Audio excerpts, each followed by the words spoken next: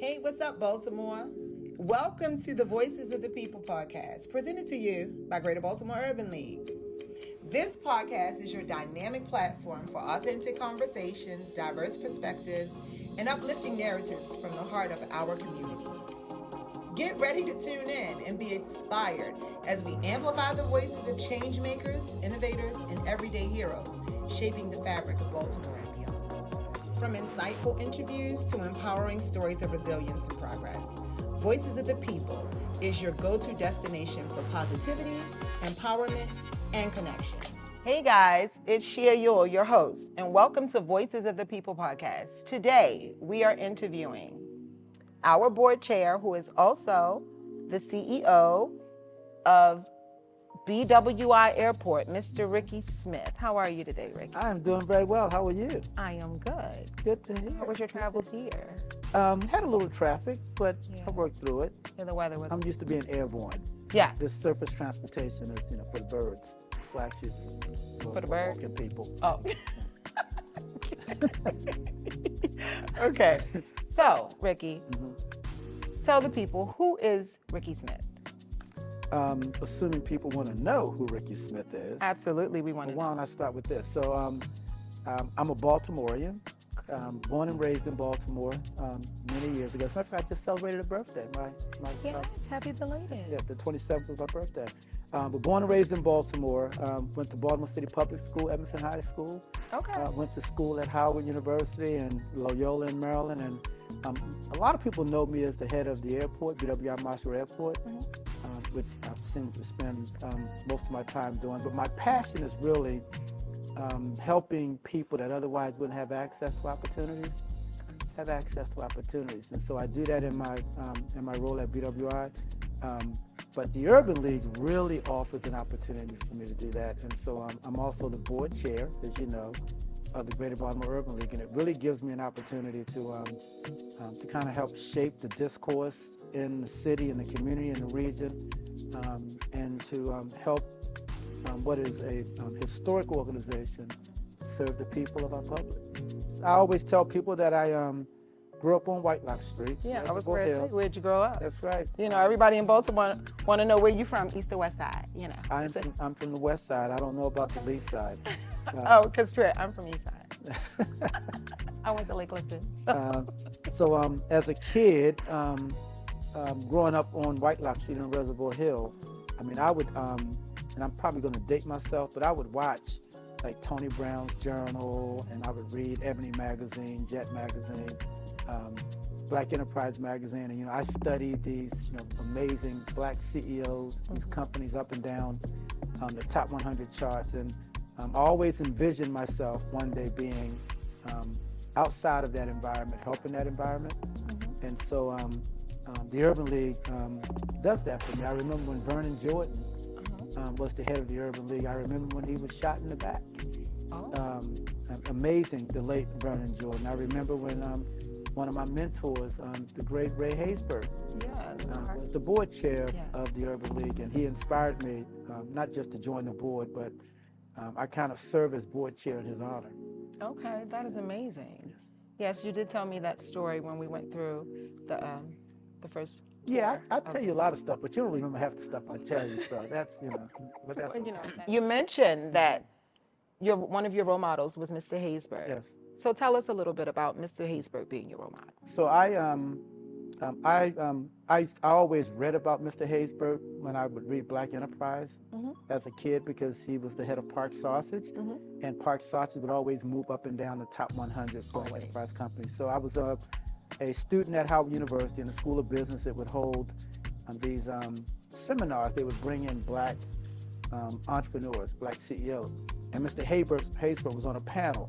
And so I walked up to him after the panel was over and asked if I could meet with him. So he gave me his business card and told me to call him when I returned to Baltimore. So the winter break came around. I went home and I called Mr. Haysbert and got his office, and he said he would call me back whenever he was available, and I didn't get a call. And so I called again, and they said, "Sir, he has your message. He will call you back." Didn't get a Giving call. you the cold shoulder a little bit. The winter break was over. I went back to school, never got a call back from Mr. Haysbert. Because a very busy man. He's running a top 100 black enterprise company. And so fast forward, I become an executive at the airport. Mr. Haysbert owned a restaurant at BWI Marshall Airport called S.O.C.I.O. And he also had an interest in a couple other concessionaires. And so we had just brought on a new developer for the airport. And Mr. Haysbert wanted to continue his stay at the airport. And so he invited me out to lunch because he had to work with me. So he invited me out to lunch. I remember we went to what is the Hyatt Regency Hotel, downtown Baltimore. Top floor? When they had the top restaurant? Gardens. Okay. Yep. And we sat there, and there weren't many people around. And so we were talking, and I told him that story. What did he say? And he broke down in tears. Aww. And he said at that time he committed to mentoring me and giving me advice and guiding me for the rest of my career.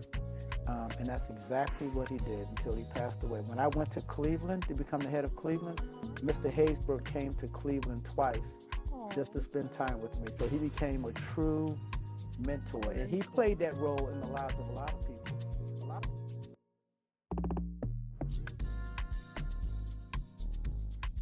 So that was part of my interview with Ricky Smith, who is the CEO for the BWI Airport.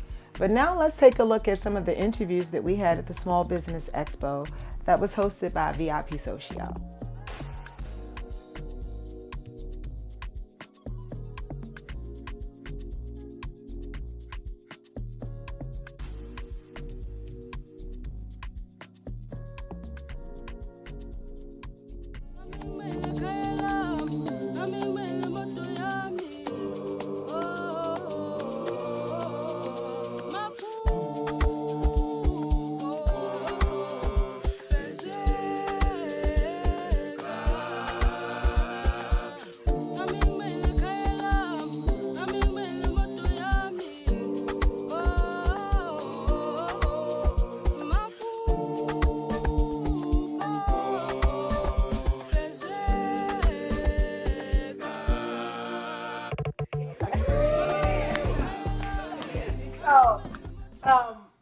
The Greater Baltimore Urban League is a place that helps Black businesses. And so it's not a lot of businesses that are going to be like, oh, we can only help Black businesses if we choose to, but we're in a space where we can decide to only help Black and minority businesses, and so that is what we do. And we help Black businesses from the onset of a thought that I may want to be an entrepreneur, but I don't know what I want to do. So we give assessments to help you figure out your niche. And all the way to if you have been in business for 10 or 15 years and you're trying to figure out how to pivot or how to rebrand, we help you with all those things. And the great part about what the Urban League does, guys, is everything that we do is 100% FREE. What? Period. Everything we do is free. Nobody from the Urban League will ever ask you to pay a penny for business coaching, to pay a penny for any of the networking that we do, to pay a penny for any of the resources that we put you onto. Everything that we do is free. And when you come into our fold, you come into our network. And our network is not just in Baltimore, because we have an Urban League, and Preston knows, we have an Urban League in every major city in the United States. So here at Greater Baltimore Urban League, we do our best to try to remove all the barriers that Black businesses face when we just take the initiative to step out and try to be great. So I hope that everybody follows us. And I want to thank you guys for inviting us. If you want to do on-spot interviews, do me a favor, Deja, raise your hand. She is the social media content creator and also a podcast personality. She's doing interviews right over there. And you guys will be able to be on our podcast and our Black Business Highlight if you get interviewed today. That's free marketing, free visibility, free promotions, and you get to be with our dope energy. So I would, anything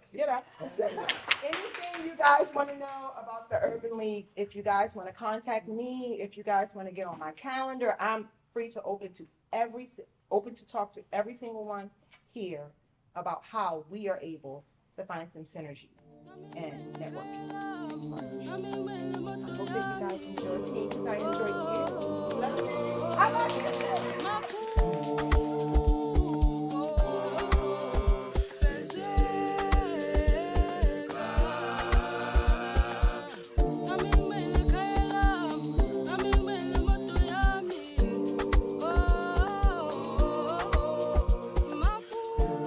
everybody. I'm Deja here with the Greater Baltimore Urban League, and we're with Tasha from Tasha's Too Sweet. All right, Tasha, can you give us a little bit of information about your business, please? Hi, well, I'm a home-based business. I'm in the West Baltimore area, Park Heights area, but I do travel and I do deliveries. But out of all of the businesses that we've actually interviewed here, Tasha is the only one in our BRAT program. So, Tasha, can you give us just a little bit about the experience in our entrepreneurship program? Okay, so I started from the bottom, y'all. Like, I didn't know nothing. Like, I was just so green when it came to the business aspect. So they got me in the right directions, networking and meeting different people, meeting entrepreneurs, meeting big people who are already established, you know, and they are welcoming. I was so scared. I was like, I thought people was gonna judge me. Like, you know, I don't even have my products. I feel like I can do better. You know, I can do more. I'm progressing, you know, but and starting out, I thought people was gonna judge me or, you know, make me look down on me, basically, because I didn't have something as simple as a sticker, you know. But they're not. They welcome in, you know. Everyone are encouraging. They encourage me to stay consistent. You know, I love Cher to death. Like, she is like my mother/sister, work entrepreneur type of girl. Like, I get you. Yeah, like, I'm really loving the program. Like, they giving me confidence. Like, yeah, like boosting my confidence, boosting my self-esteem when it comes to the entrepreneur lifestyle, because it's different. You know, it's different, and with marketing yourself and just networking and just being confident with your product. Like, so GBUI has helped me with that. That's amazing. And you've already mentioned to us how to get in contact with you, but can you just reiterate it for the people who missed it? Yeah, so you can contact me at 443-760-0335, or you can hit me up on Instagram, Tasha Too Sweet or Tasha's Oven. All right, well, thank you for listening to me and Tasha, thank you for coming and speaking to us. We're out of here from the Voices of the People podcast.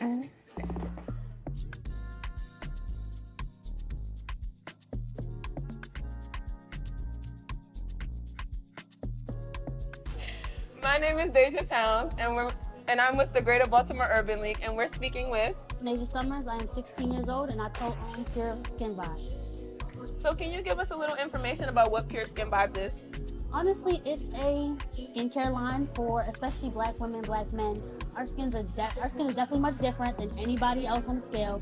These products are specifically made for you, and we have body stuff, we have body scrubs, body oils, body gels, anything that you need for yourself, keep you moisturized, keep you smelling good. Honestly, I use the stuff every day. I'm not gonna lie, from firsthand experience, I love it. Okay, so like you guys heard, she's 16. So can you give us your experience being a young business owner? I think it's definitely enjoying. It's always shocking. There's always something to tell. I love doing it with my mom. It's something that I wouldn't get at a different age, and I'm glad that I get to experience it. There's a lot of frustration, but at the end of the day, the product always gets done. There's always rewardingness from it, I guess. I love all of the clients that we have specifically. I love seeing the enjoyment that it brings them. I love that, it smells good. I like that kind of moment. Like, I like when we can create something that actually smells good and they enjoy it. Yes, okay. Yeah. What is the most rewarding part of your business? Honestly, for me, I wasn't always 100% confident in doing whatever I wanted, so I was glad my mom was always there for me. This is one of her biggest dreams, being able to do whatever she wants, when she wants, how she wants. I like it. I like making her happy. I like her being able to dream big. I don't like anyone putting limits on anybody that I know, so I'm glad that she gets to do whatever she wants. She talks about owning land and having me live right next to her, so that's the best part for me, her being happy with everything that's done. Alrighty, well, thank you for speaking with us today, and thank you for listening to us on the Voices of the People podcast. We'll see you later. All right, bye. Hi everyone, I'm Deja Towns here with the Greater Baltimore Urban League, and we're here with Preston R. Harris, the master builder.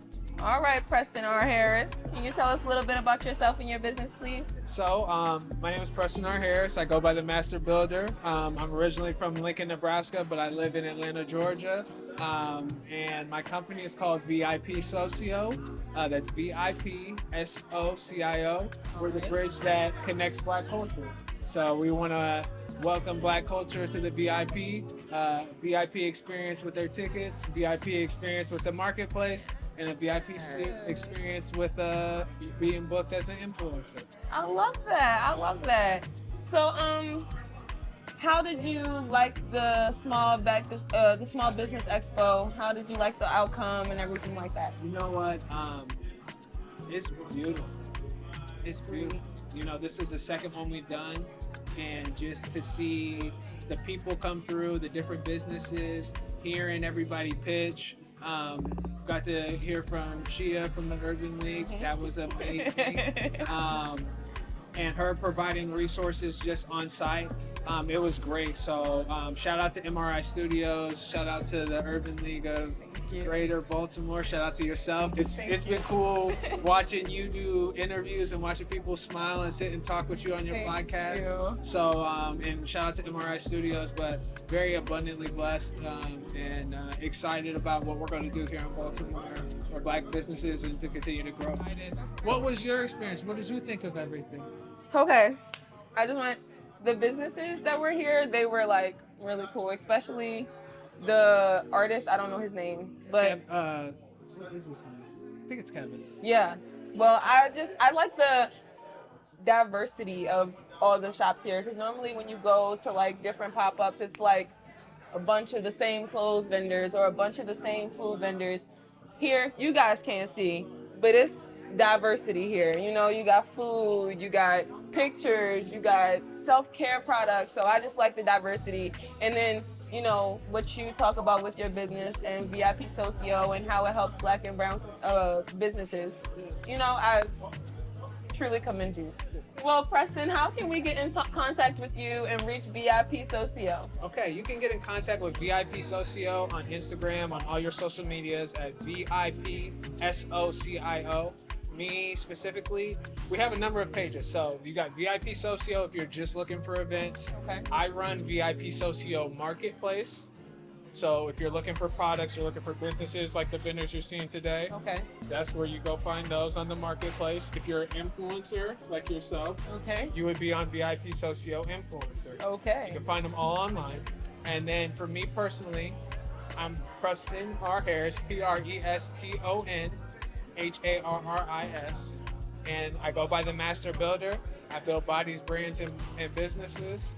I can help you take your game to the next level. So I just tell people there's greatness in you.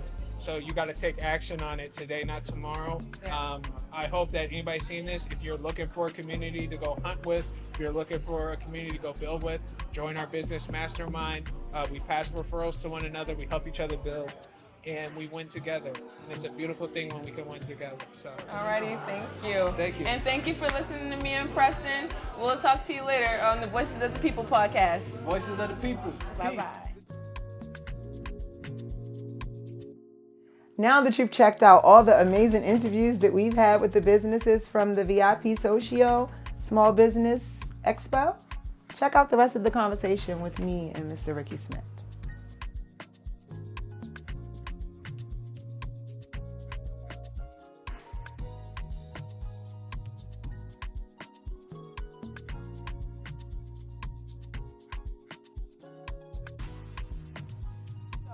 I do want to ask you, what is the most successful quality that you feel like a leader should possess today? Oh, I think absolutely. You have to care about people, right? I mean, and it has to be genuine.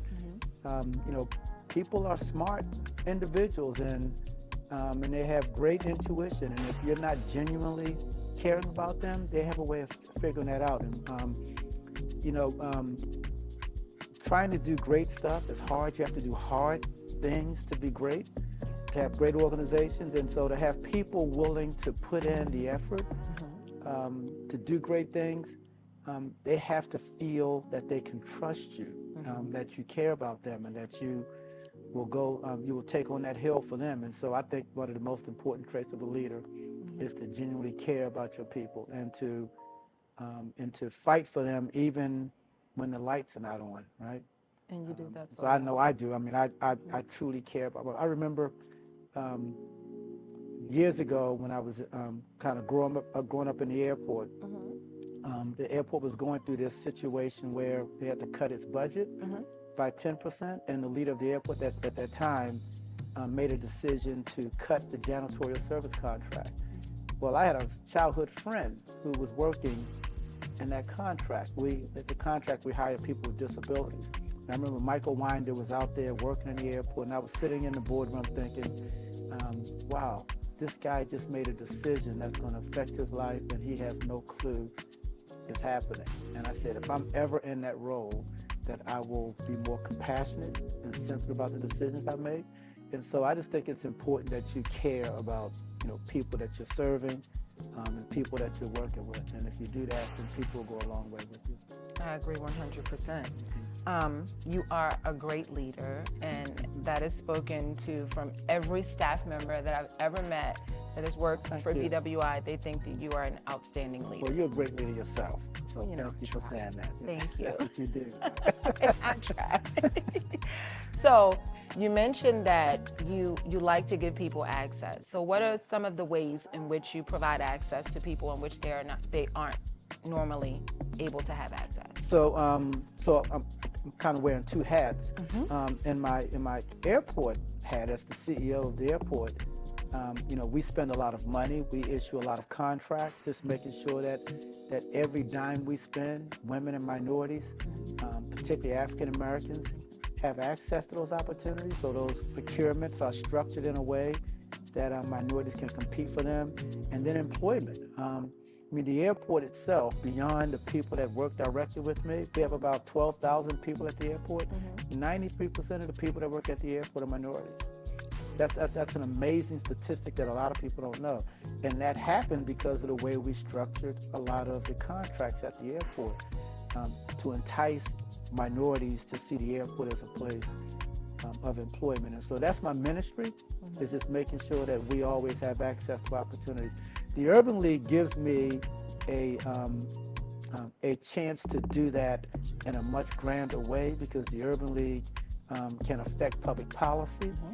The Urban League can touch thousands of lives of people who would never even come to the airport in ways that the airport would never envision, through housing, through issues related to health, crime, criminal justice, education, wealth creation. You name it, the Urban League plays that role in the lives of many people, and it's been doing it for 100 years, right? 100 years. We are 100 years strong, you guys. And so, to be able to build on all that tradition with the amazing team that we have at the Urban League that you represent, thank you. It's just an amazing opportunity to have. Absolutely. Thank you so much. So I do have just a few more questions. Okay. What do you think that we could do better to establish better relationships with partners and stakeholders? The population is evolving, right? Not everybody is as old as I am, right? Who can remember Vernon Jordan, right? Right? Yeah. And so we have an emerging population that still doesn't know what the Greater Baltimore Urban League is, or the Urban League in general, and they certainly don't know what its mission is.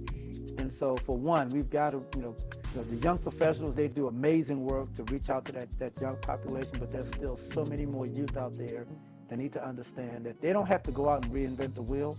The Urban League is an opportunity for you to do all of the stuff that they want to do to change the world. And so connecting with that group is something that we can do, and finding a way to bring that group and the energy that they bring and the innovation that they bring, the ingenuity that they bring, the creativity that they bring, with the wisdom of the older members of the Urban League. We can find a way to bring those two together. That would be a powerful synergy, right? That would be unstoppable. It would be unstoppable, because I always say that the wisdom from the older generation is you can't buy it if you give it to the younger generation, and we just don't connect enough. Absolutely. I noticed you were looking at me when you said the older generation.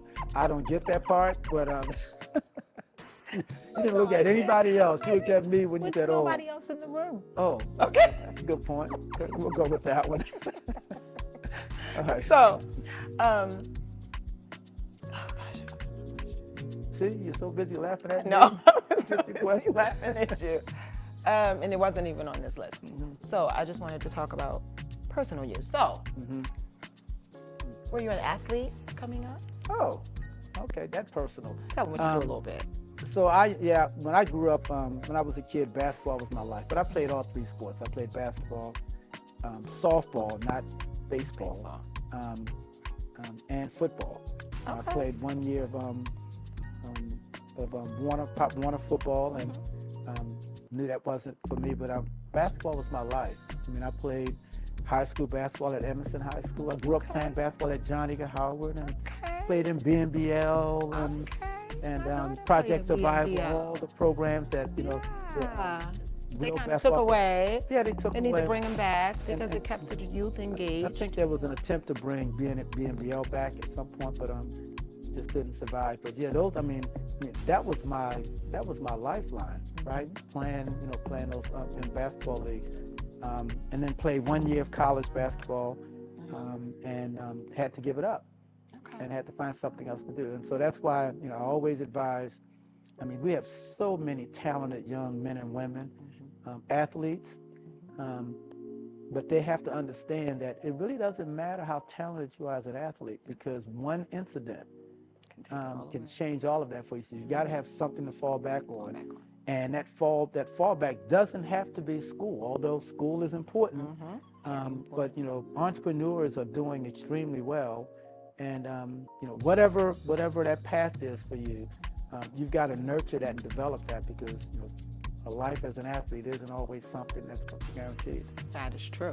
And so I asked you about, if you were an athlete, to ask you about what you felt like leadership looks like for a person who was on a team versus a person who was not on a team. Because I find that people who were on teams know how to work better in crowds, and people who kind of did things that were just in silo, they don't know really how to work great in teams. So what do you think about that? So what you find in sports is that the leader of the team normally isn't the best player on the team. That's the truth. Right? It's normally not the most popular person on the team, but that person just has the drive, the discipline, the character, the ability to motivate people in a way that other people don't have.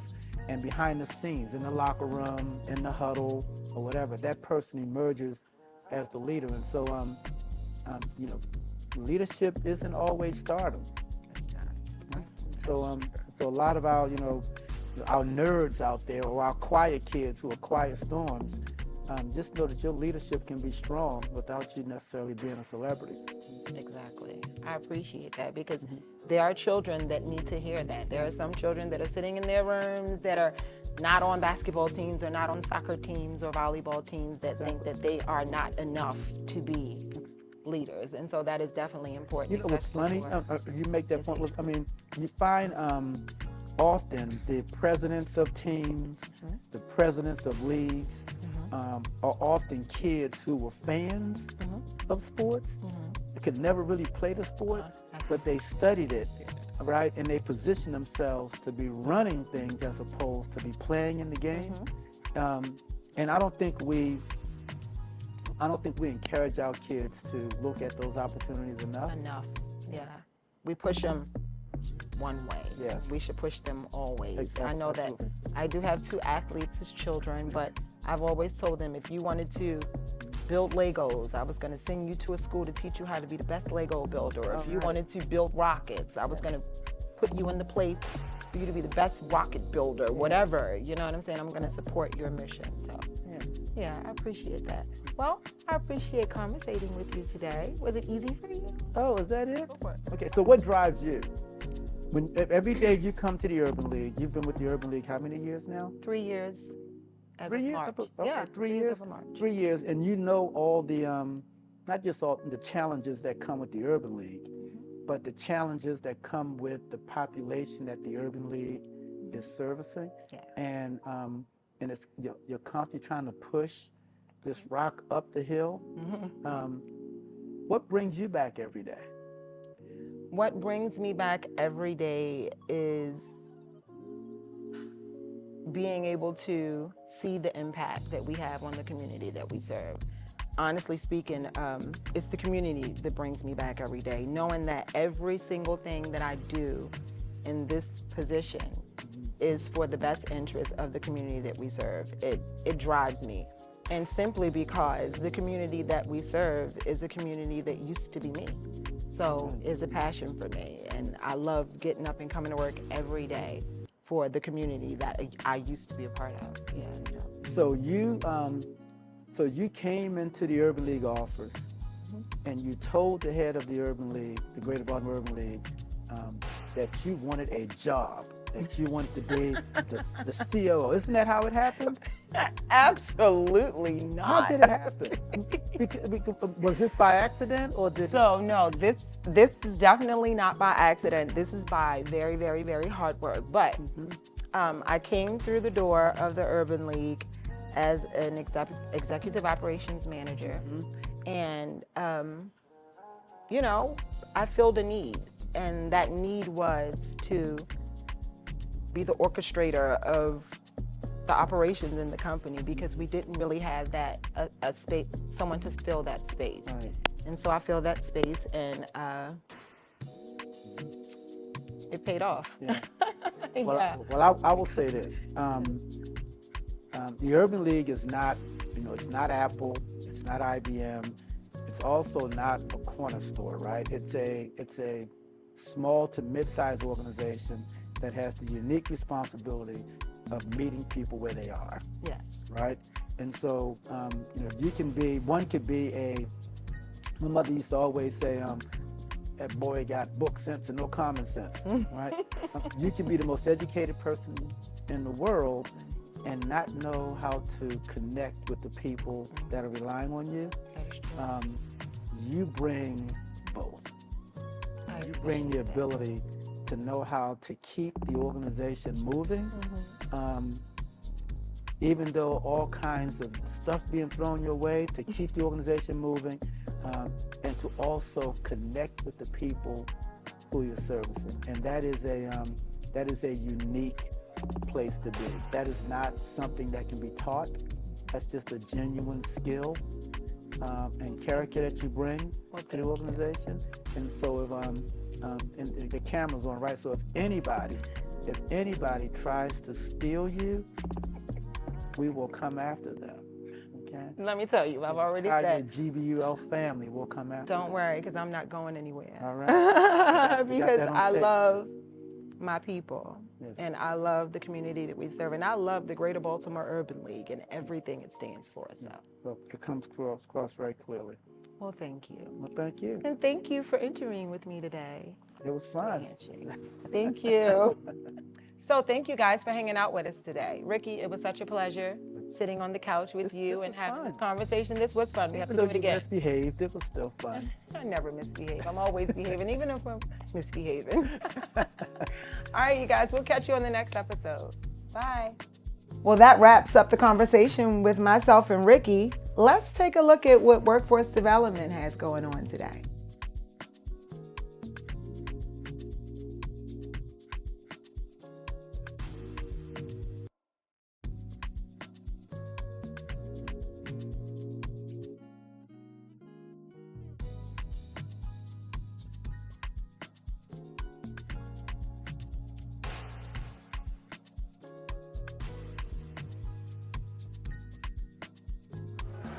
How you doing? This is James Bryant, Program Coordinator with the Greater Baltimore Urban League. I am live at the Lexington Market for our second quarterly job resource fair. Come on down, you can see we have vendors of all sorts, different organizations, different jobs, opportunities for you.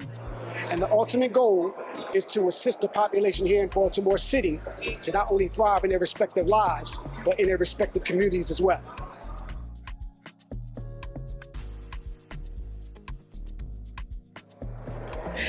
everyone. My name is Ursula Spencer. I'm the founder and CEO of Dope Nerds. We focus on workforce development, job readiness, soft skills training, and trade skill training, as well as career exploration for starting at middle school to high school, as well as young professionals up to age 24. I'm so happy to be here and so glad to have been invited down to the Urban League's resource fair.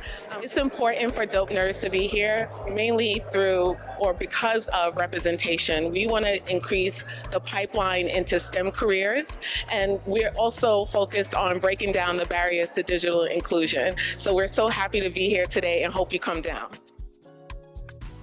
Hello, my name is Mark Hooper, and I am the workforce manager at the South Baltimore Employment Connection Center at the Mayor's Office of Employment Development.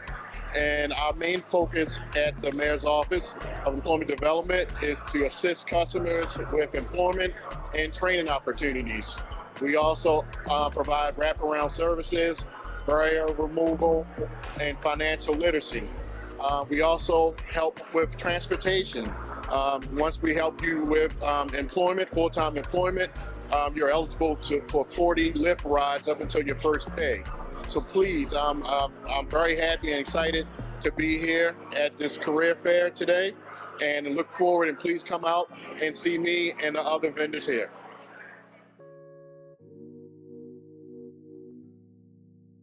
And I'm Candace King. I am one of the workforce development specialists for the Greater Baltimore Urban League, also known as GBUL. Today, we are hosting our second quarterly job and resource fair. We got about 20 vendors, got some participants coming in, we got some employers, we got regular resources, mental health, all that stuff. We just out here trying to give back to the community, help our people get employed and get the appropriate services that they need. Over and out. Hey you guys, so I'm Gina Crash here with today's 101.9, one of our Odyssey Baltimore stations, and Odyssey nationally has a proud partnership with the National Urban League, and locally here we've been partners with the Greater Baltimore Urban League for, going on 4 years now, and part of that is getting the message and the word out about the great work that GBUL is doing in the community, including this workforce development job fair today. We're here representing Odyssey for some of the stations that we run that are hiring in various positions on and off the air, behind the scenes. So we're here to, support the organization and also to spread the word about what we're doing. And we really appreciate the partnership. It goes both ways, and we really appreciate you being here today. And thank you for listening to our station. How you doing? My name is Christopher Gale. I came down here in the job fair at 112 North Utah Street, Lexington Market. Hopefully find a job that can help better myself and provide for my family. And for the community, I'm very happy that they were able to have this, because a community like Baltimore City, we really don't have a lot of job openings for young men and young women as myself. So very happy to be here and find a job, hopefully. Hello, my name is Harold Booker, and I'm the Interim Director of Workforce Development here at the Greater Baltimore Urban League. As you can see, we've had a great event today. This is our career and resource fair here at Lexington Market. We have vendors from all over the city here doing voter registration, as well as giving out cell phones, tablets, and we have jobs and other resources here for the community.